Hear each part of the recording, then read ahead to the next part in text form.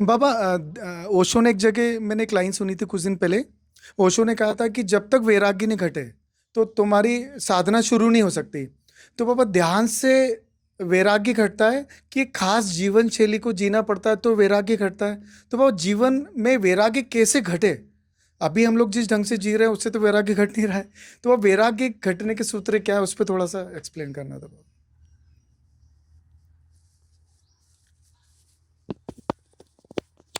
जिंदगी के जो भी पहलू हैं, पैदा होते ही तुम जब पैदा होते हो, पैदा होने का मतलब जब तुम्हें बोध जगता है, तब से ही प्रकृति तुम्हारे साथ एक खेल खेलती है, लुका छुपी का। और वो खेल ऐसा है कि तुम्हें राग में भी फंसाता है और बैराग भी कराता है। दोनों चीज़ें होती। यानी अगर गहराई से देखो तो जिंदगी का मतलब सिर्फ इन दो ही बातों पर टिका हुआ है कि जिंदगी आपको राग का पूरा दर्शन कराती है और बैराग का भी पूरा दर्शन कराती है। ये जिंदगी का नियम है। ये सबके जीवन से पैदा होते ही ये दोनों चीज़ें लग जाती हैं। प्रकृति दो तरह का खेल खेलती है सबके साथ, इधर भी खींचती है और इधर भी खींचती है, दोनों तरफ खींचती हो। इसलिए क्या होता है कि आदमी कभी भी निश्चिंत नहीं हो पाता, शांत नहीं हो पाता पूरी जिंदगी में, क्योंकि थोड़े बहुत क्षण जे आते हैं तो इन क्षणों से जो राग के क्षण होते हैं वो थोड़ी राहत देते हैं। इन क्षणों से जीने की उम्मीद जगती है और जब वो क्षण आते हैं तो जिंदगी से बैराग जगता है। ये युगपद चल रहा है। ये कोई ऐसी घटना नहीं है कि किसी उम्र में जाके आई, ये नियति में है दोनों चीज़ें। क्योंकि मनुष्य को जो प्रकृति ने अपनी गुलामी से मुक्त किया है, ये जितने भी पशु पक्षी हैं ये सब प्रकृति की गोद में हैं। इन्हें कुछ नहीं करना पड़ता। उनके ऊपर एक ही नियम काम कर रहा है, उनके ऊपर राग का। राग में दो तीन चीज़ें आती हैं उनको कि भोजन और भोग और विश्राम। वो तीन की प्रतिभा, इन तीनों चीज़ों की प्रतिभा उनके पास होती है। चौथी चीज़ की उनके पास कोई समझ नहीं होती। भोजन, हर जीव भोजन ढूंढ रहा है और हर जीव वासना ढूंढ रहा है और हर जीव विश्राम ढूंढ रहा है। तो ये जो चीज़ें हैं तीनों, ये हमें प्रकृति ने जब हमें गर्भ से बाहर किया, मनुष्य जो होता है ना वो प्रकृति के गर्भ से बाहर आ गया। मनुष्य के जन्म का मतलब ये है कि मनुष्य के पहले जो भी जीवन है वो प्रकृति के गर्भ में है। वो एक अलग नियम से सब कुछ चल रहा है उसका। वहाँ सोच की ज़रूरत नहीं है। सिर्फ सोच जरा सी जो काम करती है, भोजन के लिए, भोग के लिए और विश्राम के लिए, तीन चीज़ों के लिए चलता है। मनुष्य के साथ ऐसा नहीं है। मनुष्य के साथ गर्भ से जो आया है वो भी है और मनुष्य होने के साथ कोई एक अलग चीज लग गई उसके साथ, जिसका नाम विवेक है। और विवेक वैराग जन्माता है, तो उसे इस बात का बोध होता है कि अच्छा क्या है और बुरा क्या है। ये सिर्फ मनुष्य को पता होता कि अच्छा क्या है और बुरा क्या है। ये हर मनुष्य को पता है कि अच्छा क्या है और बुरा क्या है। फिर किस परिवेश में जीता है, किस घर में पैदा होता है, वहाँ उसको राग का विस्तार ज़्यादा होता है या वैराग का विस्तार ज़्यादा होता है। तो अधिकतर संसार में 95% जो जन्म होते हैं वो उन्हीं घरों में होते हैं जिनमें राग का संस्कार बहुत होता है। और फिर जब राग होता है तो ये 3 चीज़ों से 13 चीज़ें निकल आती, वो लंबा हो जाता। राग की लिस्ट लंबी है, वैराग की लिस्ट नहीं है कोई, लेकिन राग की लिस्ट बढ़ जाती है, क्योंकि मनुष्य के पास जो है ना आँख है और विवेक है, सोचने की शक्ति है, तो वो प्रतिस्पर्धा में पड़ता है। मनुष्य की जो बीमारी होती है वो प्रतिस्पर्धा होती है कि वो दूसरे को देख के उस जैसा होना चाहता है। ये बीमारी, इस बीमारी को अहंकार कहते हैं कि आप अपने को देख कर नहीं जी रहे हैं, दूसरे को देख के जी रहे हैं, उधार जी रहे हैं।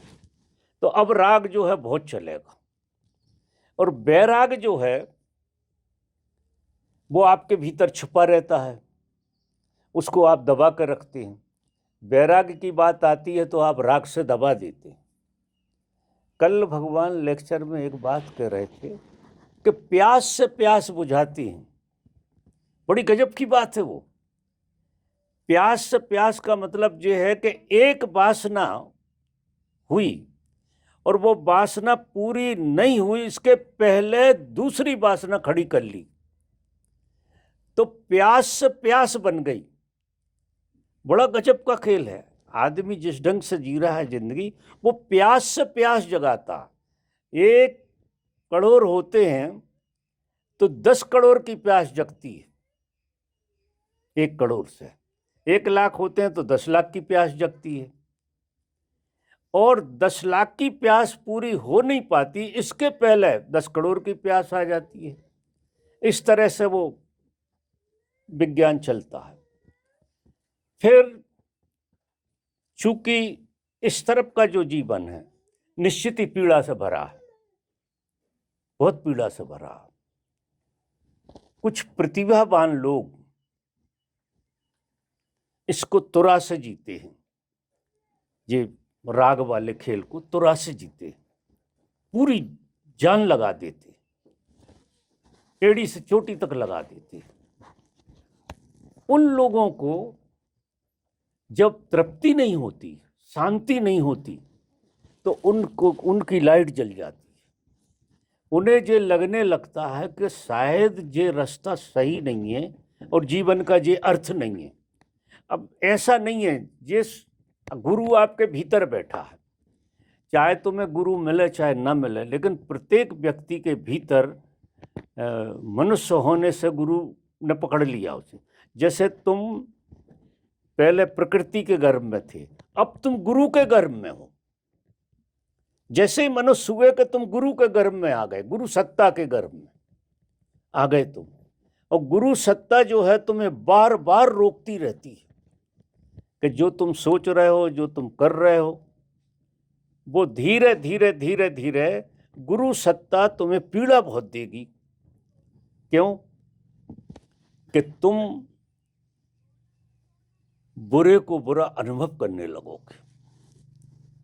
जो राग रसपूर्ण लग रहा है, उस राग में तुम्हें कहीं ना कहीं खराश आने लगेगी, तुम राजी नहीं होगे।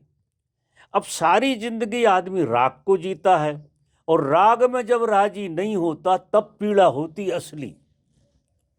असली पीड़ा का जन्म होता है जब राग में सफल नहीं होता और गुरु बैठा हुआ है। तो गुरु जब तक छूट देता है, जब तक उसका विवेक समझ ना ले, जब तक उसे छूट देता, राग में फंसाए रखता, कि वो ढील देता है। गुरु का एक काम है, वो पतंग की तरह है काम, कि पतंग जब तक छूट हो सके उसकी छूट देता रहता, कि तू जितना भी कचरे में जा उतना कचरे में चला जा, क्योंकि जाएगा कहाँ। और फिर आखिरी में क्या होता है, हर आदमी को, क्योंकि आदमी बिना चोट खाए, चाहे परिवार की चोट खाई हो, चाहे पड़ोसी की चोट खाई हो, चाहे बीवी की चोट खाई हो, किसी की चोट खाई हो, वो चोट तिलमिला देती है उसे। और वो प्रकृति का खेल है, किसी व्यक्ति का दोष नहीं होता है। उसकी लाइट जल जाती है कि मैं कुछ गलत कर रहा हूँ, और उसको बैराग जन्मने लगता। जैसे ही आपके बोध में बैराग जन्मना शुरू हुआ, आपको बैराग वाली सोसाइटी अपने आप ढूंढ के आ जाएगी। ऐसे लोग मिलने लगेंगे, ऐसे गुरु मिलने लगेंगे, ऐसे साधु, और आपकी प्रीति इस तरफ बढ़ जाएगी, इस तरफ हो जाएगा सारा खेल। जब आप धीरे धीरे इस तरफ आएंगे और प्रकृति इतना जोर से दाव लगाएगी कि तुम्हें फिर गिराने की कोशिश कर, क्योंकि प्रकृति बड़ी मुश्किल से अपनी कशिश में से छोड़ती है। यही तो विचित्र खेल है जी, कि गुरु सैकड़ों जन्म में हार रहा है तुमसे, और प्रकृति सैकड़ों जन्म में तुमसे जी रही है। एक जीत रही है, एक जन्म में नहीं, सैकड़ों जन्म से प्रकृति जीतती है। उसने जो गर्भ से तुम्हें निकाला है और जो गर्भ से विरासत दी है, वो विरासत जो है ना तुम्हारी, छूटती नहीं है तुमसे। लाखों साल तुम गर्भ में रहे हो उसी विरासत में, तो कैसे हो जाएगा। इसलिए बहुत जन्म मनुष्य के होते हैं। बैराग जब जन्मेगा तो पीड़ा बढ़ेगी। साधुओं के पास से लोग जैसे ही सजगता बढ़ती है भाग जाते, टिक नहीं पाते। कोई बहादुर टिकता है। जब तक साधु ढील देता रहता है तब तक साधु के पास आदमी रहता है, और जिस दिन उसने पतंग को पकड़ लिया तो क्या हो जाएगा, संघर्ष हो जाएगा, कि वो पतंग को इस तरफ खींचेगा और तुम पतंग को उस तरफ खींचोगे, तो क्या हो जाएगा, पतंग टूट जाएगी, कट जाएगी, फट जाएगी, और फिर तुम्हारी जो हालत होगी वो बहुत खराब हालत होगी, क्योंकि पतंग का धागा टूट गया। उसने इतने दिन तक छूट दी, इतने दिन तक छूट दी, लेकिन समझ नहीं बैठी। और समझ नहीं बैठी तो जब वो समझ लेता है कि शायद इसको छोड़ दिया जाए, पतंग टूट जाए, तो ये इतनी पीड़ा में चला जाए, इतनी पीड़ा में चला जाए कि ये लौट आएगा। मरने फिर भी नहीं देगा, मरने नहीं देगा गुरु। और गुरु तुम्हें पैदाइशी मिला हुआ है, चाहे तुम्हें बाहर गुरु मिले चाहे न मिले, लेकिन गुरु जन्म से साथ देता। अगर गुरु ना हो तो तुम तो पशु के उससे आए हो, तुम मनुष्य हो ही नहीं सकते। आप आश्चर्य करोगे कि गुरु ही तुम्हें मनुष्य बनाता है, जन्म से मनुष्य कोई नहीं होता। और जब तुम्हें गुरु की बात समझ में आने लगती है, समझ पाते हो तुम, तो तुम्हारे अंदर मनुष्यता का जन्म होता है। मनुष्यता का जन्म इसी का नाम है कि तुम राग से बैराग की तरफ चले। अब तुम क्या करोगे, तुम हर चीज से मुक्त होना चाहोगे। अब हर चीज से, हर चीज तुम्हें इतनी भारी पड़ जाएगी, इतनी भारी पड़ जाएगी, क्योंकि जब पतंग टूटेगी तो क्या घटेगा, पतंग जब टूटेगी तो तुम निराधार हो जाओगे। और निराधार जब होगे तो इतने दुखी हो जाओगे, और तुम्हारे जो संग साथी थे, जो चाहे परिवार का हो चाहे कोई का हो, सारे के सारे तुम्हें निंदा की दृष्टि से देखेंगे, सारे के सारे तुम्हारा अपमान करेंगे, सारे के सारे तुम में जूते मारेंगे। तो क्या होगा फिर? तुम इतनी पीड़ा से भरोगे, फिर इतनी पीड़ा से भरोगे, फिर तुम्हारी डोर गुरु पकड़ लेगा। क्योंकि असहनीय जब हो जाएगी तो गुरु धागा जोड़ लेगा। महाराज जय हो। तो खेल जो है ना कुछ और बनने लगेगा, ऐसा होगा। अब फिर धीरे ऐसे जन्मों की यात्रा के बाद होगा जी, तुम 1 जन्म 2 जन्म 3 जन्म, क्योंकि गुरु तो बैठा है, वो जन्म भी दिला देता है, लेकिन अपनी तरफ से चुनाव उसका नहीं होता, चुनाव तुम्हारे कर्मों की तरफ से होता है। क्योंकि कर्म का बहुत बड़ा सिद्धांत है, और कर्म के सिद्धांत में पीड़ा जो है ना, बोई जगाने का एक उपाय है। नहीं, कर्म के सिद्धांत के जाल से तो कोई निकल ही नहीं सकता है, लेकिन पीड़ा जगाती है।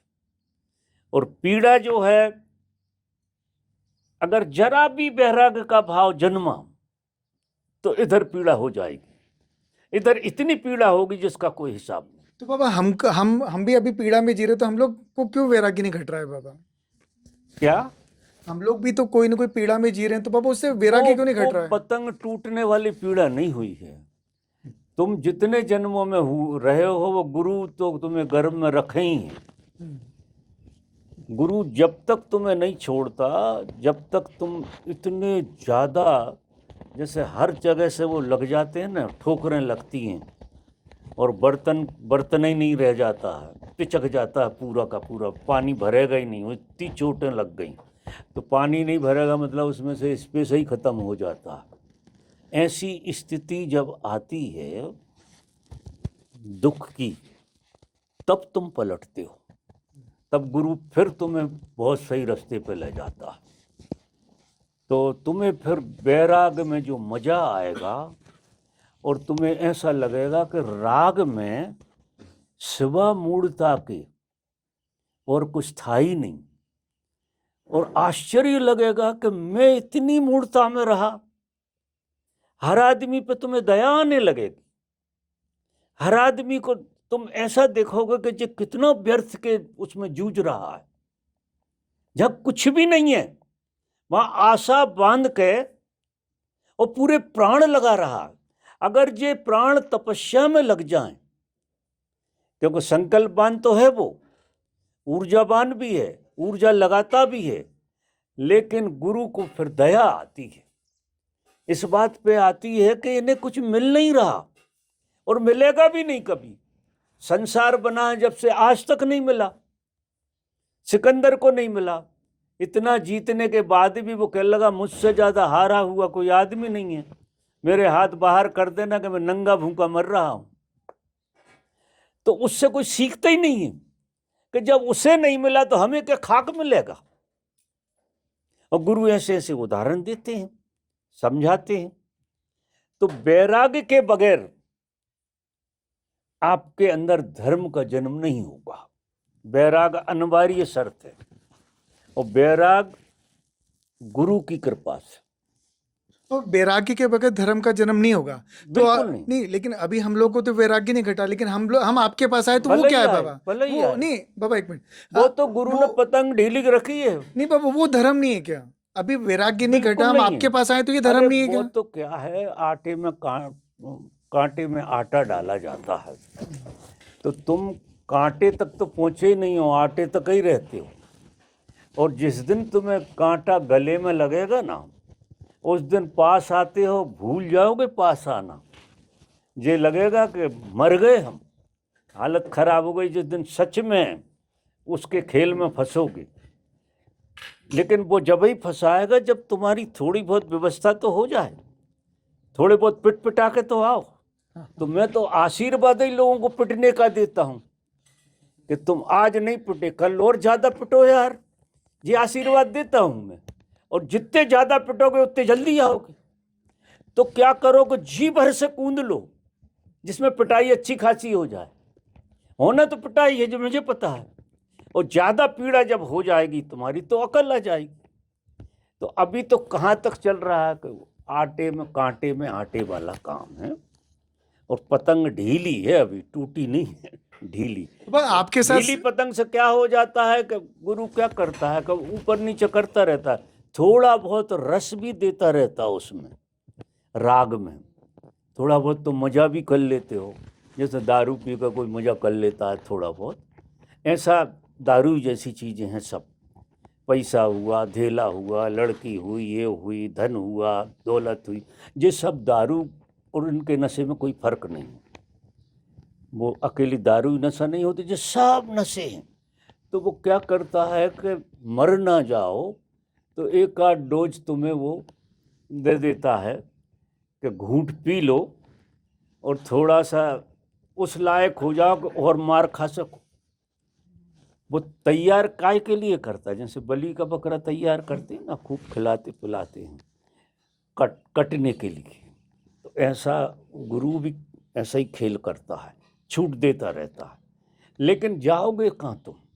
कहीं जा तो सकते नहीं, क्योंकि आप जिस जगह बैठे हो वहाँ सुख नाम की चीज़ है ही नहीं। मज़ा तो ये है, संसार के एक आदमी को नहीं मिला तो तुम्हें कहाँ से, तुम अपवाद हो क्या? तुम अपवाद थोड़ी हो।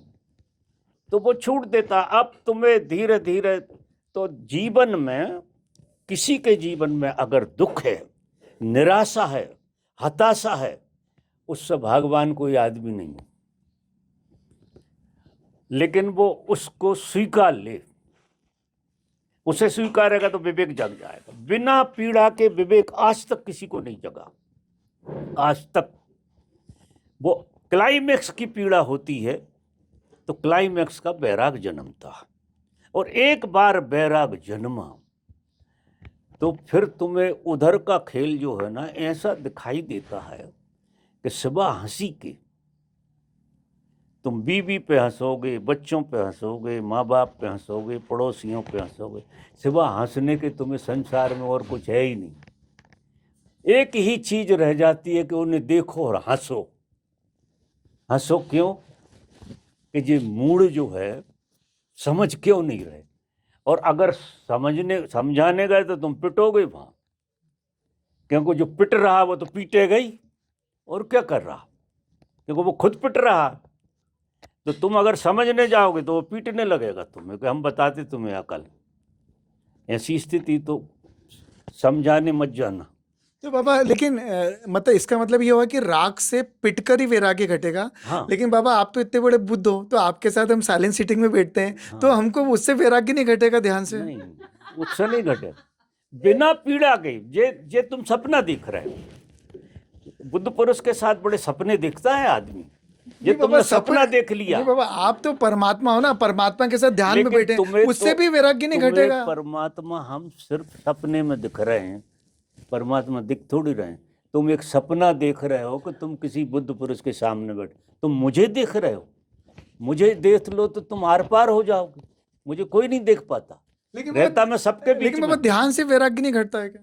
है ध्यान से वैराग्य नहीं घटता है क्या? ध्यान से वैराग्य की भूमिका बनती है। तुम ध्यान से बोध घटेगा, बोध से तुम्हें पीड़ा क्यों हो रही है उसका कारण ढूंढो। जो बुद्ध ने 4 आर्य सत्य कहे कि जीवन दुख है, बुद्ध ने कहा, और दुख के कारण है। तो ध्यान क्या करेगा? वो दुख के कारणों को देखेगा कि दुख सीधा नहीं होता, दुख का कोई अस्तित्व थोड़ी है सीधा। दुख का कारण है इस जगत में, हर चीज का कोई ना कोई कारण। बिना कारण के कोई चीज इस जगत में नहीं घट रही, यह आप पक्का मानना। एक पत्ता भी है तो किसी कारण से है, और वो कारण जो है रहस्यमय रहता है। और मनुष्य में ही जो क्षमता है कि वो ध्यान साधना से जाग के वो कारण को पकड़ ले। तो दुख का कारण पकड़ में तुम्हें आया और मुक्ति मिली। और कारण में जानते सब है कि मोह का है, मोह है कारण, अपेक्षा है कारण, सब जानते हैं। लोभ है कारण, अगर लोभ ना हो, मोह ना हो, अपेक्षा न हो, तो दुख आएगा कहाँ से? ये बीज हैं और इनका वृक्ष लगता है दुख। तो फिर अपन कारण को ही छोड़ दी, पकड़ लिया तो जड़ गई। लोभ छोड़ दिया, मोह छोड़ दिया, अपेक्षा छोड़ दी। किसी चीज की अपेक्षा नहीं करना, ये कारण है दुख के। दुख सीधा तो है ही नहीं अस्तित्व में, वो तो कारण का प्रतिबिंब है, सीधा तो है ही नहीं। जैसे बीज है, वो कारण है वृक्ष का। अगर कारण को नहीं पकड़ा तो वृक्ष तो खड़ा होगा। तो ये कारण है, ये बीज रूप है। ये मोह, लोभ, ये सारी चीजें कारण है। और अपेक्षा सबसे ज्यादा, किसी से भी अपेक्षा करना, जीवन से अपेक्षा करना, और अपेक्षा के हिसाब से कुछ होता ही नहीं है तो आप दुखी होते हैं। तो उनने कहा कि कारण ढूंढो, और कारण अगर तुम्हें मिल गया तो तुम्हें दुख से ज्यादा झूठी चीज कोई लगेगी ही नहीं, कि दुख का कोई अस्तित्व नहीं है, अस्तित्व कारण का है। और हम जो है दुख में अस्तित्व ढूंढ रहे हैं, कि दुख के अस्तित्व को समझ रहे हैं। तो तुम जो है बिल्कुल ऊपर ऊपर समझ रहे हो। इसलिए जितने भी महापुरुष होते हैं वो कारण की बात ज्यादा करती है। तो जैसे ही तुम्हें कारण पकड़ में आएगा तो विवेक काम करने लगेगा तुम्हारा, कारण पकड़ते ही विवेक काम करने लगेगा। और आप जो है वो कारण पे जागृत हो जाएंगे, और कारण जागृत होते ही विदा हो जाता है। जैसे ही जागृति घटेगी, कारण गया तो कारण से जो दुख पैदा होना था वो गया। आपको ये ख्याल आ जाएगा कि अपेक्षा से दुख हो रहा है, मैंने अपने बेटे से अपेक्षा की, वो मेरी अपेक्षा के हिसाब से नहीं चला, मुझे दुख हो गया। अब अपेक्षा ही नहीं है तो बेटा दुखी कर सकता है क्या? कोई रास्ता चलता आदमी दुखी करता है क्या तुम्हें? वही दुखी करता है जिससे अपेक्षा होती है। तो खास तो परिवार का उपद्रव बहुत है। सबसे ज्यादा जड़ें मोह की और लोभ की जो घुसी हैं वो परिवार में घुसी हैं। तो आदमी जो आदमी की तरह अनुभव कर रहा है वो संबंधों का जोड़ है, वो आदमी है नहीं। तो जिस संबंध ही व्यक्ति बोध के कारण है, और व्यक्ति बोध दुख का सबसे बड़ा कारण है।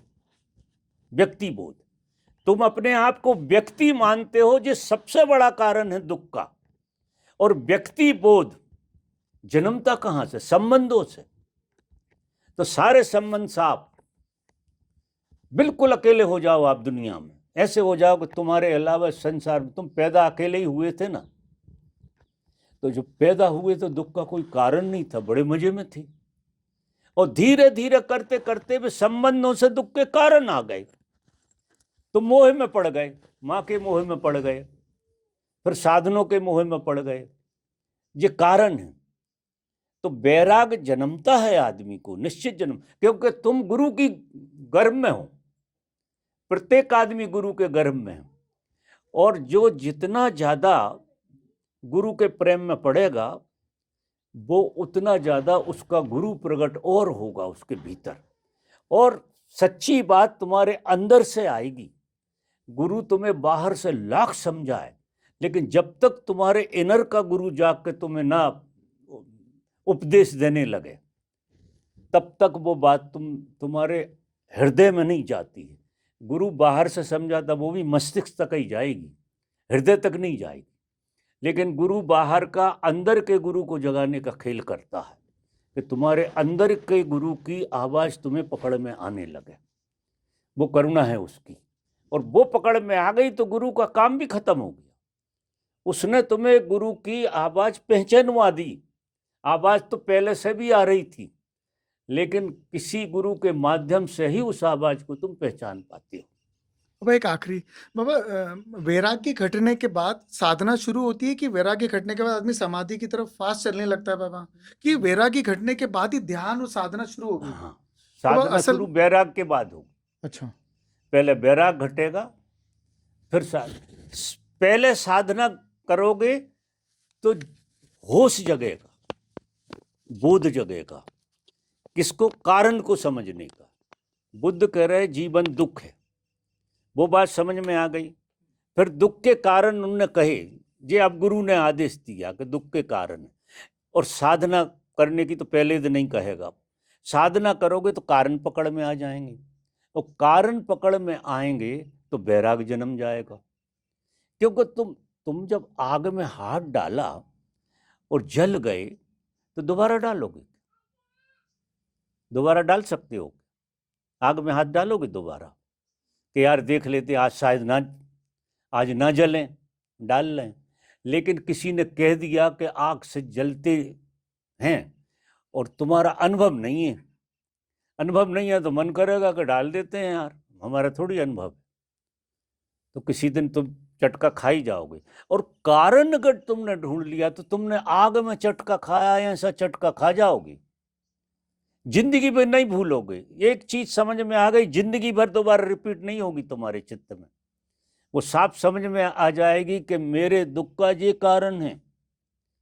और जैसे किसी के अंदर दुख विदा होता है, वहां से ध्यान शुरू होता, क्योंकि दुखी आदमी ध्यान नहीं कर सकता, कोई उपाय नहीं है। कोई दुखी आदमी ध्यान नहीं कर सकता। किसी के चित्त में अगर अभाव चल रहा है तो वो ध्यान नहीं कर सकता। अभाव दुख का ही वो है। तो पहले दुख मिटाओ। पहली बात कही बुद्ध ने, 4 आर्य सत्य है कि पहले जीवन में से दुख निकालो। और दुख जब निकलेगा, जब दुख के कारण समझ में आए, वो गुरु की बात समझो और साधना शुरू करो। विवेक जागेगा, विवेक कारण में घुस जाएगा, और कारण पकड़ में आते ही दुख विदा हो जाएगा। तो तुम क्या फ्री हो गए, संबंधों से फ्री हो गए। क्योंकि जितने कारण होते हैं फिर वे सब तुम्हें समझ में आ जाएंगे कि दुख के कारण क्या होते। अभी हम क्या सोचते हैं कि दुख से मुक्त हो जाएं, और हो नहीं सकते। दुख के कारण ढूंढो, ये साधना है। और दुख के कारण ढूंढोगे, दुख से मुक्त हो जाओगे। क्योंकि किसी चीज का कारण ढूंढे बिना तुम उससे मुक्त कैसे हो सकते? कोई उपाय है? कारण तो ढूंढना पड़ेंगे तुम्हें। तो कारण ढूंढना और दुख का विसर्जित होना, आप बिल्कुल निर्भर हो जाओगे। और कारण में जो गिनाता हूं, मुझे कहता हूं कि सबसे बड़ा कारण संबंध। क्योंकि सन्यासी का मतलब है किसी से संबंध नहीं। सन्यासी बिल्कुल अकेला है इस संसार में। उसे वो बोध हो जाता है कि मैं पैदा हुआ था तब भी अकेला था, और आज भी अकेला हूं, और मरूंगा भी अकेला ही। और ये सब ड्रामा है, रहेगा साथ में, लेकिन वो अभिनेता की तरह रहेगा। ठीक।